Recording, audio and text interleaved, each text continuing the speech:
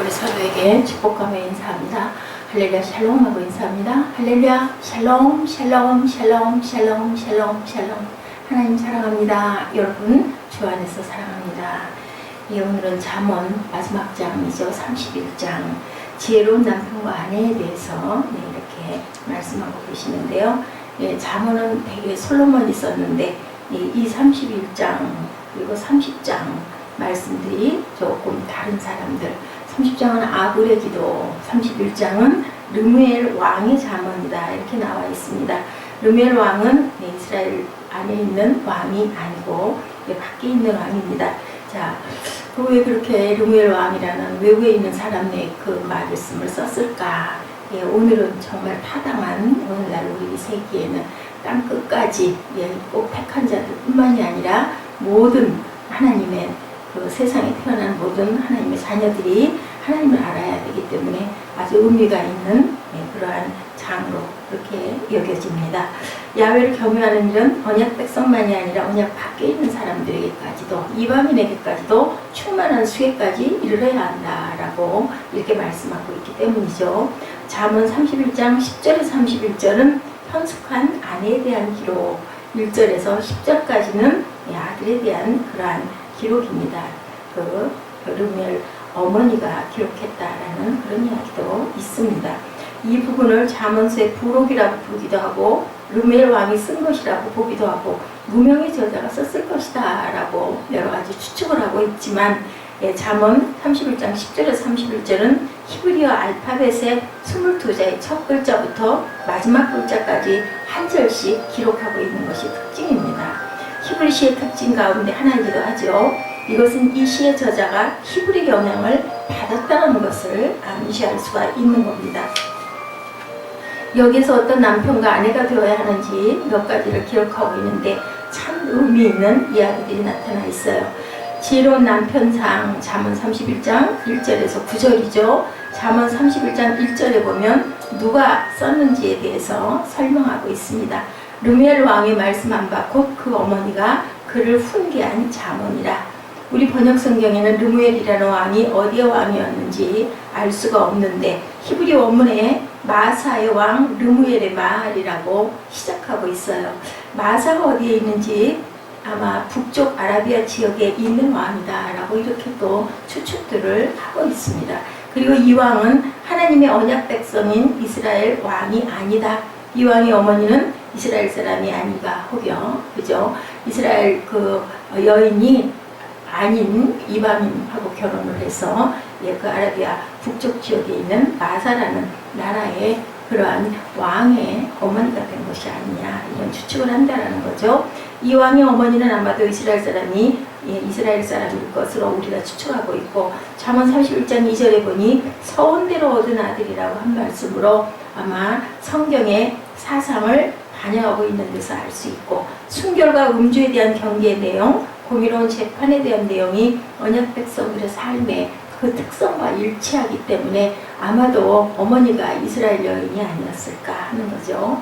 잠언 31장 1절에서 9절 르무엘 왕이 그의 어머니가 한 말을 여기에 옮기고 있기 때문에 언약의 말씀을 알고 있다고 봐야 합니다.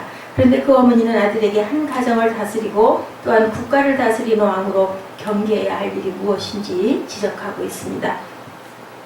무엇을 경계하라고 지적하고 있는지 잠언 31장 3절에서 5절에 말씀하고 있죠. 내 힘을 여자에게 쓰지 말며 왕들을 멸망시키는 일을 행치 말지어다. 르무엘아 포도주를 마시는 것이 왕에게 마땅하지 아니하고 왕에게 마땅치 아니하며 독주를 찾는 것이 주권자에게 마땅치 않도다. 이렇게 증거합니다. 술을 마시다가 법을 잊어버리고 모든 강고한 백성에게 공의를 굽게 할까 두려우니라. 무엇을 경계하라? 여자와 술, 내 힘을 여자들에게 쓰지 말라고 말씀하죠. 그리고 이 일은 왕들을 멸망시키는 일들이다. 역시 술을 마시는 것은 왕에게 적절하지 않다라는 겁니다. 그 이유는 어려운 백성에게 공의를 굽게 하기 때문이다. 온전히 공의로 통치하고 다스리지 못하기 때문이다. 르무엘에게 경계하는 여자와 술 문제는 우리 모두에게도 해당하는 중요한 말씀이죠. 내 힘을 여자에게 쓰지 말라고 하는데 이것은 부부 외의 관계인 여자들을 말을 하고 있죠. 힘은 정력적인 힘도 포함되겠지만 돈과 시간을 다 포함하는 겁니다. 돈을 낭비하고 시간을 낭비한다는 거죠. 오늘날의 모든 드라마들 남녀들의 불륜관계들에 대한 것들을 많이 다루고 있어요. 오늘날의 드라마가 그 불륜관계, 그 내용에 이중생활하느라 아주 아슬아슬한 고개를 하고 가산을 탕진하고 그죠? 부부의 불안은 물론입니다. 이런 생활하는 사람이 직장 생활을 정상적으로 할 수 있을까? 그러죠? 본인이 하고 있는 일들을 온전하게 잘 하고 있을까? 모든 일들을 아주 정확하게 잘 하고 있을까? 책임을 완수하고 있을까? 성택의 역사를 볼 때도 여자 문제를 억제하지 못해서 공고함을 당한 경우가 있습니다. 하나님께 합한 자라고 여기던 그러한 다윗 같은 경우도 밧세바와 솔로몬은 이방 여인들을 첩으로 많이 두는 바람에 그만 이방신들을 많이 섬기다가 결국은 나라가 둘로 갈라지기도 하죠. 술도 역시 사람의 판단력을 흐리게 한다. 24번, 23편, 31절, 35절에 술이 사람에게 얼마나 치명적인지를 잘 설명하고 있는 본문으로 보입니다. 포도주는 붉고 잔에서 번쩍이며 순하게 내려가나니 너는 그것을 보지도 말지어다. 이것이 마침내 뱀같이 물 것이요 독사같이 쏠 것이며 내 눈에는 괴양같이 보일 것이요 내 마음은 망령된 것을 바랄 것이며 너는 바닷 가운데 누운 자 같을 것이요 돛대 위에 누운 자 같을 것이며 내가 스스로 말하기를 사람이 나를 때려도 나는 아프지 아니하고 나를 상하게 하여도 내게 감각이 없도다. 그 죽었다 죽은 사람이죠. 때려도 절대로 상하지도 않고 나는 감각도 없다. 내가 언제나 깰까? 다시 술을 찾겠다 하리라. 술에 중독된 사람들은 깨면 또 마시고 깨면 또 마시고 이렇게 된다는 거죠. 사람들이 술에 취하는 것이 얼마나 큰 독인지 자기 생명을 파먹어가는 것인지를 모른다. 내가 누운 자리가 바다인지 돛대 끝인지 돛대 끝에 올려져 있다가 어떻게 떨어져 죽죠. 이렇게 된다. 그 눈에 망령된 것이 보이고 망령된 행동을 하게 된다. 이런 사람들이 어떻게 제대로 판단력을 가지고 생활을 하고 뭔가의 일상에 정진할 수가 있겠는가. 르무엘 왕의 어머니는 여자와 술이 왕에게 주어진 임무를 제대로 수행할 수 없다고 이렇게 말하고 있습니다. 왜 여자와 술을 멀리해야 하는지 잠언 31편 5절과 8절 9절에 설명되고 있죠. 술을 마시다가 법을 잊어버리고 모든 간곤한 백성에게 공의를 굽게 할까 두려우니라. 너는 벙어리가 고독한 자의 송사를 위하여 입을 열어라. 벙어리가 고독한 자, 힘없고 말 못하는 사람들을 위하여 네가 대신 송사를 해줘라 라고 이렇게 말씀하죠. 너는 입을 열어 공의로 재판하여 간곤한 자와 궁핍한 자를 고단하게 어려운 자, 가난한 자 그리고 궁핍한 자들을 위하여 신원하라, 변호해줘라. 간곤한 자라는 말 2번 나오죠. 청하기 어렵고 궁핍한 자. 벙어리는 말을 못하는 사람이 아니라 자기 스스로 말을 할 수 없는 사회적 약자를 표현하고 있습니다. 왕은 이러한 사람들이 불이익을 받지 않도록 공의를 재판하고 백성들의 행복을 위하여 봉사해야 한다.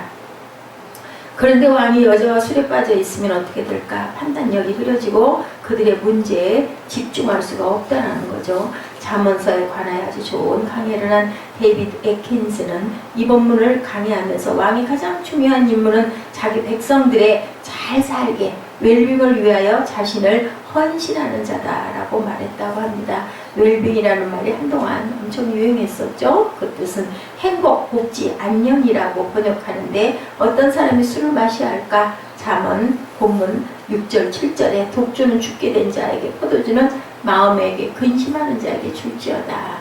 독주 죽게 된 자에게 어떤 고통을 잃어버리게 하게 하려고 그리고 포도주는 마음에 근심하는 자에게 위로하려고 조금 마시는 그러한 것이어야 된다. 마시고 빈궁한 것을 잊어버리겠고 그 고통을 기억지 아니하리라. 술은 멸망을 당하고 이 세상을 잊어버리고 죽고 싶은 사람들이 마셔야 한다라고 하고 있습니다. 죽고 싶을까? 온 세상을 잊어버리고 살고 싶습니까? 아무 희망이 없습니까? 그러면 술을 마셔야 되겠죠. 르무엘 왕의 어머니가 왜 이런 이야기를 할까? 술은 사람을 말하게 하고 판단력을 흐리게 하고 하나님께서 주신 왕의 직무를 수행할 수 없다라고 보았기 때문이죠. 당시 르무엘 왕의 어머니가 르무엘 왕에게 이 교훈을 주었다면 오늘 우리는 왕이 아니기 때문에 관계가 없을까요? 아니죠. 우리들은 다 뭐예요? 네, 이제 예수님이 오시고 난 다음 우리는 모두 왕같은 제사장 택한 백성들이에요. 모두 다 그렇죠. 예, 뭐 이방 나라고 뭐 언약 백성이고 그런 거 아무 상관이 없습니다. 오늘날 우리는 하나님과 교제하는 자로 온 세상을 다스리는 왕같은 그러한 제사장들의 자리다. 성도의 기도는 자연세계와 인간세계를 움직이는 힘을 가지고 있습니다. 하나님의 거룩한 뜻을 이 땅에 수행하는 자로 여자에게 힘을 쏟고 술을 마시는데 시간을 기울인다면 어떻게 온 세상의 주이신 하나님의 뜻을 이 땅에 우리가 이루어갈 수가 있을까? 그렇죠. 세상의 남편들은 어떻게 하는지, 왜 대개의 부인들이 이혼하게 될까? 이혼율 1위라고 하죠. 우리 대한민국이 보면. 또 파혼 이혼들을 많이 합니다. 평생 자녀들 낳았기 때문에 그 자녀들 결혼할 때까지는 내가 어쩔 수 없으니까 참고 그 이후에는 난 좀 자유롭게 살아야 되겠다 하고 이혼들을 하죠.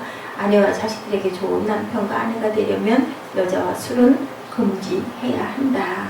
네, 특히 우리 야훼를 경외하는 자들은 여자와 술을 멀리하고 건전한 판단력을 가지고 살아야 된다. 이것이 바로 지혜로운 남편상이다. 또한 지혜로운 아내상에 대해서도 말씀하죠. 지혜로운 여성은 어떤 모습의 여성일까요? 10절에서 31절에 설명하죠. 결론은 31장 30절입니다. 고운 것도 거짓되고 아름다운 것도 헛되나 오직 야훼를 경외하는 여자는 칭찬을 받을 것이다. 진정한 여성의 아름다움은 야훼를 경외하는 거다. 야훼를 경외하는 구체적인 일들이 31장 10절부터 묘사되는데 야훼를 경외하는 여자를 가리켜 현숙한 여인이다 라고 말씀합니다. 현숙하다라는 말은 히브리어 성경의 하일이라는 말인데요. 출애굽기 18장 21절에는 제덕을 겸전하다, 잠언 31장 29절에는 덕행이 있다라고 번역되어 있습니다. 재주와 덕행을 갖춘 여인을 가리켜 현숙한 여인이다. 이러한 여인을 얻는 일의 가치와 중요성에 대해서 31장 10절에 그 값은 진주보다 귀하다. 어떤 보석보다도 귀하다라는 거죠. 세상에서 귀하다고 생각하는 금은 보석과 비교할 수 없다. 그러면 야훼를 경외하는 아내상은 어떤 것일까? 11절에 보니 그런 자의 남편의 마음은 그를 믿나니 산업이 핍절치 아니하겠으며 어떤 일을 해도 어떤 사업을 해도 절대로 어렵지가 않을 것이다. 남편이 아내를 믿고 그녀는 살림살이를 맡아서 집안을 윤택하게 만든다. 자녀들을 하나님의 말씀에 따라 잘 양육하고 그리고 가정 경제를 위해서 꼼꼼하게 모든 것들을 잘 챙긴다라는 거죠. 그런데 믿음이 가지 않을 이유가 없습니다. 오늘날 너무너무 편해져서 그죠? 여성들이 너무 바깥에 열중하다 보니 집안의 모든 일들, 음식의 모든 일들을 온전하게 다스리지를 못하고 사치와 낭비벽이 있어서 가정은 항상 쪼들리고 가계부는 아예 당연히 쓰지도 않고 이런 부인이 어떻게 남편이 믿고 바깥에 충실할 수 있겠는가? 이 12절에 남편에게 선을 행하고 악을 행하지 아니한다. 선하다는 말 토구이죠. 영어로는 굿으로 표현이 되고 있습니다. 이 개념을 이해하기 위해서 반대적인 의미 우리가 알아야 되겠죠. 반대의 본문과 같이 악을 행한다. 어떤 것이 악을 행하는 것일까? 선하고 착한 부인은 남편을 위로하고 용기를 주어야 되고 하나님을 경외하는 자다. 13절에서 15절이죠. 그는 양털과 사물 구하여 부지런히 손으로 일하며 상고의 벼와 같아서 먼 데서 양식을 가져오며 밤이 새기 전에 일어나 그 집사람에게 식물을 나눠주며 여종에게 일을 정하여 맡기며 야훼를 경외하는 현숙한 여인은 이렇게 부지런한 여인이다. 당시에는 오늘날처럼 섬유기술이 발달되지 못해서 양털이나 사물 구하여 겨울옷과 여름옷을 손수 지었다고 합니다. 여인들의 일이 참 많았을 것 같습니다. 그리고 아침 일찍 일어나 집안의 식구들에게 식사를 할 수 있도록 준비하고, 근데 요즘들은 아침은 아예 거의 건너뛰는 일들이 많습니다. 근데 아침을 안 먹으면 뇌세포가 파괴된다. 굉장히 건강에 나쁘다. 하루의 일을 힘있게 시작할 수가 없다고 얘기하죠. 자, 웰빙을 위해 봉사해야 할 남편이 출근하는데 밥도 먹이지 않고 보내는 것, 그것도 또한 문제점이 있을 수 있습니다. 31장 20절에 보니 현숙한 여인은 가난하고 고통받는 여인 사람들을 돕는다. 간곤한 자에게 손을 펴며 궁핍한 자를 위하여 손을 내밀며 어떤 분은 여유가 없는 그러한 그 집사님이 시골교회 개척교회 목사님들을 남몰래 도왔다라는 그러한 그 기사가 있습니다. 이 본문을 연구하며 지혜로운 남편성과 아내상을 살펴보니 지혜로운 남편성은 외간 여자와 술을 멀리하여 건전한 판단력을 가지고 가난하고 소외된 자들을 돌보고 하나님의 통치 이상을 이 땅에 나타내 보이는 자들이다. 그리고 가정과 국가의 웰빙을 위하여 봉사하는 사람들.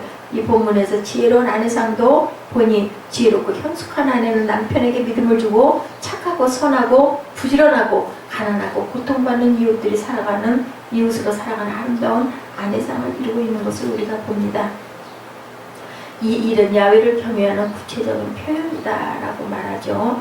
예, 결혼 생활에 얼마나 우리는 만족하고 있나, 과연 또한 내가 얼마나 배우자에게 온전하게 할 것을 하고 있나 깊이 생각해 봐야 됩니다. 아내를 진심으로 사랑하고 있나, 가정과 교회와 사회의 행복을 위하여 봉사하고 있는지, 가난하고 소외된 자들을 돕고 있는지, 아내는 남편에게 가정사를 책임지며 믿음 있게 믿음을 주고 있는지 우리가 생각해 봐야 됩니다. 이런 점들이 성경에 말하는 지혜로운 남편상과 아내상들이다. 하나님의 말씀에 따라 살고 있지 못하고 있다면 하나님 앞에서 다시 기초를 세우고 다시 가정을 재정비해 나아가는 저와 여러분들, 지혜로운 하나님의 귀한 자녀, 가정의 아내, 어머니, 아버지가 되시는 귀한 달, 가정의 달이죠. 5월달이 어느새 이렇게 20일이 넘어가고 있습니다. 우리가 한 번 더 깊이 생각하는 지혜로운 아내, 또한 현명한 남편이 되어서 가정을 잘 다스려서 하나님께 귀하게 영광 돌리는 귀한 하나님의 순종하는 아들, 딸, 또한 하나님의 귀한 자녀들, 한 가족의 귀한 가장, 그리고 어머니들이 되시기를 주님의 이름으로 축복합니다. 기도하시겠습니다.